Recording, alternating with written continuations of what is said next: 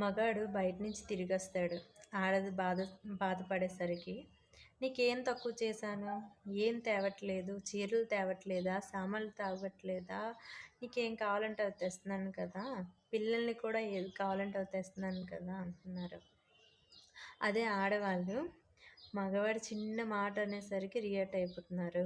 ఏంటి నేను వంట చేయట్లేదా? ఇల్లు సర్దట్లేదా? ఇల్లు అద్దట్లేదా? గిన్నెలు తోమట్లేదా? మీరందరికీ చేసి పెడుతున్నాను కదా! బట్టలు ఉతుకుతున్నాను కదా! అంటారు కదా! ఇవన్నీ కాదండి. ఆడవాళ్ళకి కావాల్సింది వస్తువులు, నగలు, డబ్బులు కాదండి. అవన్నీ పక్కన పెడితే మగవాళ్ళకి తిండి, క్యారేజీలు కట్టడము అవన్నీ పక్కన పెడితే అట్‌లీస్ట్ కాసంత సమయాన్ని బంధం కోసం కొంచెం కేటాయించండి. జీవితం చాలా బాగుంటుంది. అదే భార్యాభర్తలకు కావాల్సింది. ఓకేనా? నచ్చితే లైక్ చేయండి.